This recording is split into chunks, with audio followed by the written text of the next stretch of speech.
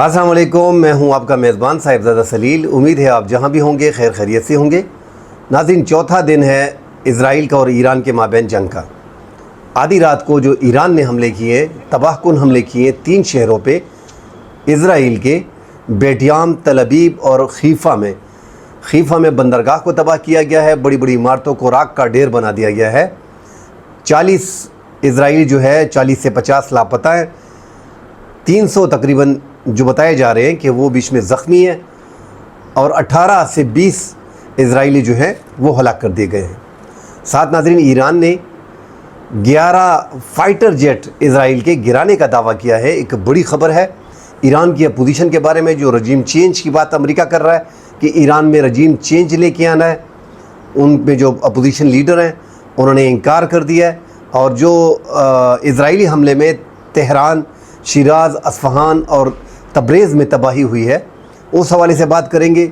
Saudi अरब का बीच में बड़ा अहम रोल है नाज़रीन, और सऊदी अरब समझ भी गया है इस टाइम पे वो मुकम्मल तौर पे सपोर्ट कर रहा है ईरान की। पाकिस्तान के हवाले से आलमी मीडिया पे, तुर्क मीडिया पे स्पेशली कहा जा रहा है कि इसके बाद टारगेट किया जाएगा पाकिस्तान को। इस हवाले से नाज़रीन डिटेल से बात करते हैं। दोस्तों से गुजारिश है हमारे चैनल को सब्सक्राइब कीजिएगा, लाइक कीजिएगा। नाज़रीन, मौजू की तरफ बढ़ते हैं। 4 दिन हो गए हमले हो रहे ईरान पे।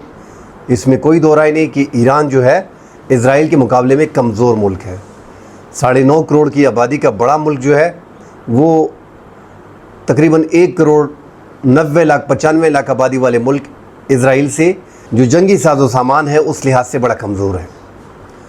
इज़राइल को पूरी दुनिया की तकरीबन पूरे यूरोप की, अमेरिका की मुकम्मल हिमायत हासिल है, और चंद इस्लामी ममालिक जो बॉर्डर पे पड़े हैं वो भी उनको मुकम्मल तौर पे एयर स्पेस दे रहे हैं। इस टाइम पे ईरान को पिंजरे में बंद करके उनके दोनों हाथों को बांध के उन पे हमले किए जा रहे हैं।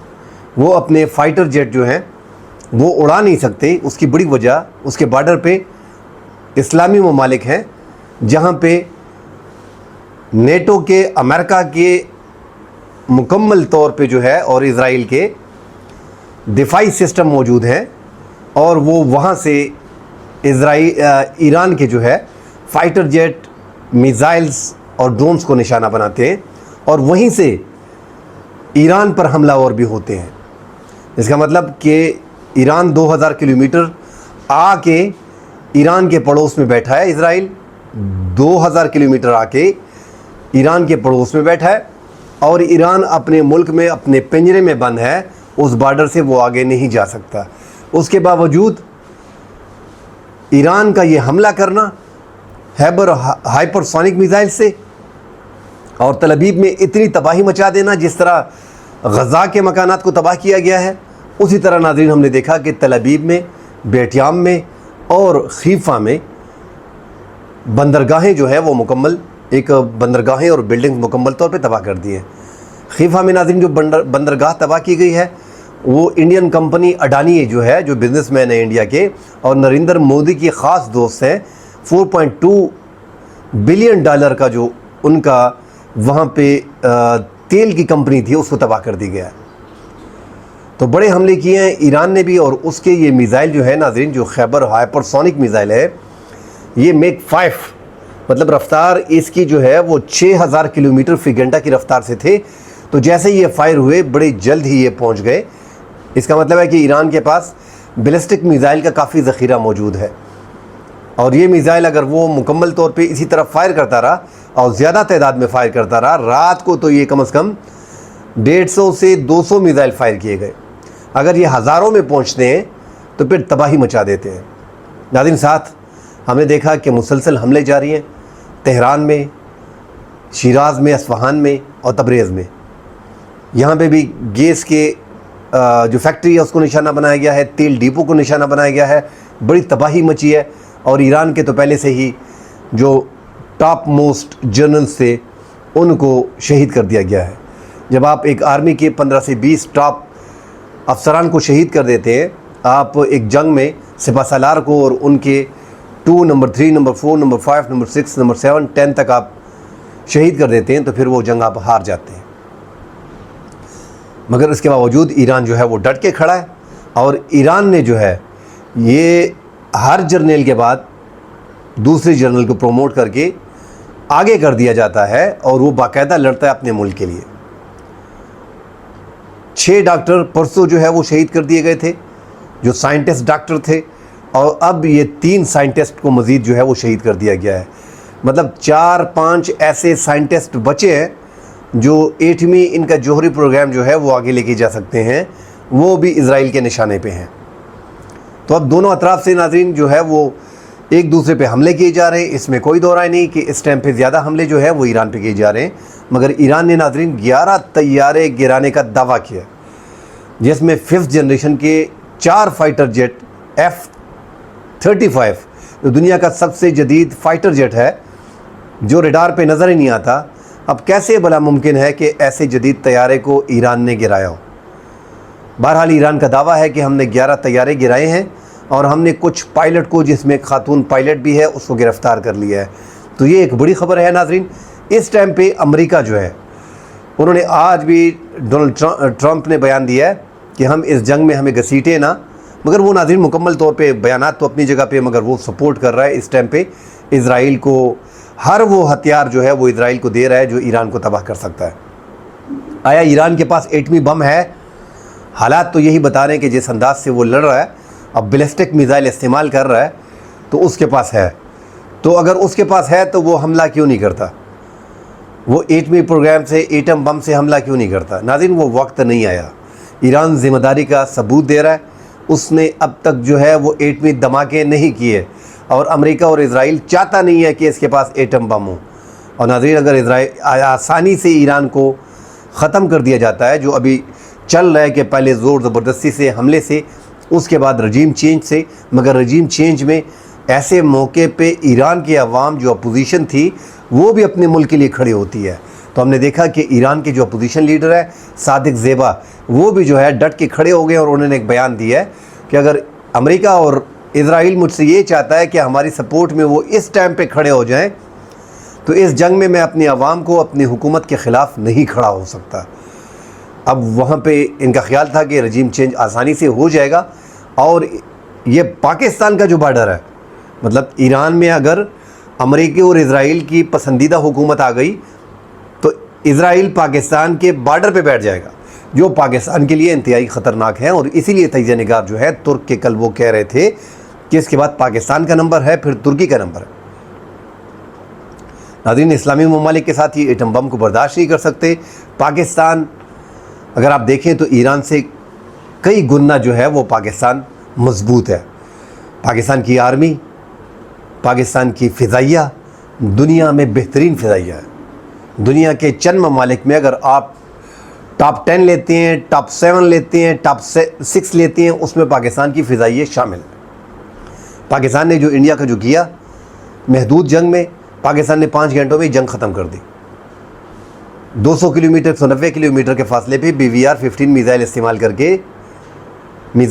کر کے واک سسٹم استعمال کر کے، سیٹلائٹ سسٹم استعمال کر کے، سائبر حملے کر کے انڈیا کو ایک 200 کلومیٹر کے فاصلے پہ ان کے 6 سے 7 فائٹر جیٹ گرا دیے، جس میں 4.5 جنریشن کے فائٹر جیٹ بھی شامل تھے۔ بہرحال اگر ایران نے 11 طیارے گرائے ہیں تو یہ بہت بڑی بات ہے، اس کا مطلب ہے کہ ان کا ڈیفنس سسٹم بڑا اچھا ہے۔ پاکستان کے پاس جو ہونا چاہیے اس ٹائم پہ وہ 5th جنریشن کے فائٹر جیٹ جو پاکستان آلریڈی لے رہا ہے، J-35 HQ-19 سسٹم جو پاکستان آلریڈی لے رہا ہے اور چائنا سے بات ہو گئی ہے، اور واک سسٹم ناظرین جو KJ-500 ہے جو بالکل جدید ہے، وہ پاکستان کی انتہائی ضرورت ہے اس ٹائم پہ۔ پاکستان کے پاس یہ 3 چیزیں آ جاتی ہیں، اس کے علاوہ بھی اسرائیل کی اتنی ہمت نہیں ہے کہ وہ پاکستان پہ حملہ کر سکے۔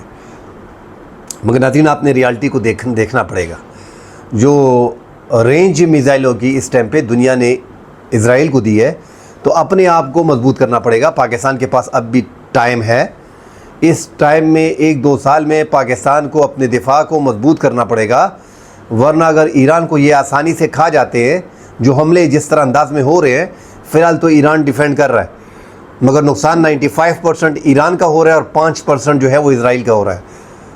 اب تو انگلینڈ اور جرمنی اور فرانس جو ہے وہ بھی جنگ میں کود گئے ہیں، اور یہاں سے ایران کے ساتھ کوئی کھڑا نہیں ہوگا، یہ ذہن سے نکال لیں۔ جو پاکستان حمایت کر رہا ہے تو پاکستان حمایت کر رہا ہے، پاکستان اس جنگ میں کبھی نہیں کودے گا۔ نہ چین کودے گا نہ روس کودے گا. یہ ذہن سے نکال لیں کہ عالمی تیسری جنگ شروع ہو جائے گی. یوکرین کی جنگ شروع ہے, یہاں پہ ایران اسرائیل کی جنگ شروع ہے, پاکستان انڈیا کی جنگ تھی. ہو سکتا ہے کہ میں بھی آگے پانی پہ پاکستان یہ جنگ مسلط کر دے اپنی بقا کے لیے. چائنا اور تائیوان کی جنگ ہوگی, مگر تیسری عالمی جنگ کی طرف دنیا نہیں جائے گی. ایٹمی ہتھیار جو استعمال کرے گا وہ اس ٹائم پہ غیر ذمہ دار ملک ہوگا. اور ایران کے پاس بے شک وہ صلاحیت موجود ہے, مگر آپ نے اس کے ٹاپ جرنیلوں کو مار دیا, ان کے سائنٹسٹوں کو مار دیا ہے.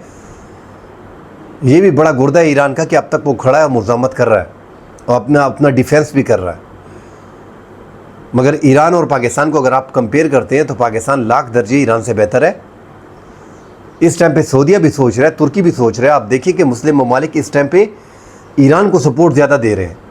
اس کی بڑی وجہ کہ ان کو اندازہ ہے کہ اگر ایران کو کھا لیتا ہے تو آگے ایسا ایسا نمبر آتے جائیں گے.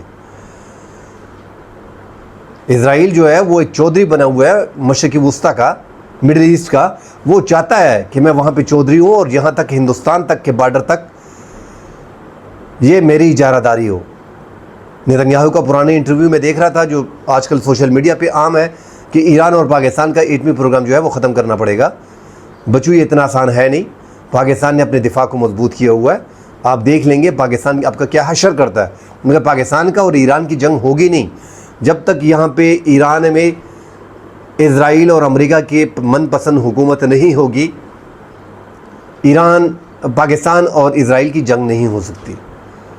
نہ تو وہ 2000 کلومیٹر آگے بیچ میں ایران پڑے گا, باقی ممالک اگر ان کے ساتھ مل بھی جائیں, مگر پاکستان پھر ایران کی طرح نہیں ہے. جو ملک ان کے ساتھ کھڑا ہوگا پاکستان اس پہ اٹیک کرے گا. ایران اس ٹائم پہ اپنے اسلامی ملکوں پہ اٹیک نہیں کر سکتا, حالانکہ ان کو پتہ ہے کہ ایئر سپیس دی جا رہی ہے, ریفیولنگ وہیں سے ہو رہی ہے, مگر وہ کر نہیں پا رہے. اب ناظرین حالات بڑے خراب ہو گئے اور امریکہ کی اگلی کوشش ہوگی کہ آگے جا کے جو ہے وہ مکمل طور پہ رجیم چینج کیا جائے کسی طریقے سے. ایران کی بدقسمتی یہ ہے کہ اس کے اپنے ملک میں منافقین زیادہ ہیں, ان کی اپنی انٹیلیجنس ایجنسیوں کی ناکامی ہے. موساد نے وہاں پہ پہلے سے ہی تیاری کر رکھی تھی, ان کا ڈیفنس مکمل طور پہ فیل ہوا ہے. یہ تو تھوڑے بہت جو وہ حملے کر رہے ہیں یہ کمال کر رہے ہیں, ورنہ اگر دیکھیں تو آپ کے ٹاپ جرنیل جنگ کے دوران کیسے مر سکتے ہیں. مطلب جنگ میں تو مرنا ہی ہے, مگر اپنی حفاظت کیسے نہیں کر پاتے. آپ کو اندازہ نہیں تھا کہ آپ پہ جنگ مسلط کر دی گئی ہے. 60 دن کا ٹائم امریکہ نے دیا تھا آپ کو, ڈونلڈ ٹرمپ نے 61ویں دن جو ہے وہ حملہ کر دیا. آپ کے جرنیل جو ہیں وہ رہائشی عمارتوں میں جو ہے وہ قیام کر رہے تھے. اچھا, جب آپ کے اتنے 6 7 10 جرنیل انہوں نے مار دیے, اس کے بعد دوسری تیسرے دن بھی آپ کے 3 4 جرنیل مارے گئے. تو ایسے میں جنگ کے حالات میں بنکرز میں ہوتے ہیں اور ہدایات دی جاتی ہیں تاکہ آپ کے آرمی کا مورال بلند ہو. آپ کے ٹاپ کے جرنیل مارنے کے بعد وہ مورال گرتا ہے. بہرحال جو ان کے اس ٹائم پہ سپہ سالار ہے وہ اس ملک کو چلا رہے ہیں اور بڑی شاندار انداز میں کھڑے ہیں اور شکست اور سرنڈر نہیں کرنا چاہ رہے اور باقاعدہ لڑ رہے ہیں. اور ایسا لگتا ہے کہ یہ جنگ جو ہے یہ آگے 2-3 ہفتے مزید جائے گی. اگر ایران اس کو 2-3 ہفتے مزید کھینچ لیتا ہے تو پوری دنیا میں مسائل کھڑے ہو سکتے ہیں. جو ہم تیل کو دیکھ رہے ہیں کہ تیل کی قیمتیں 10 سے 12% اٹھی ہیں, آگے پوری دنیا کے لیے حالات خراب ہو سکتے ہیں. بیچ میں راضی نامہ کرنا پڑے گا, کوئی راستہ نکالنا پڑے گا. اگر 3 ہفتے کا ٹائم ملتا ہے پھر دنیا بیچ میں مل بیٹھ کے بات کر سکتی ہے. ناظرین آگے جا کے مزید ڈیٹیل سے بات کریں گے. فی الحال کے لیے اجازت دیجیے. اللہ حافظ.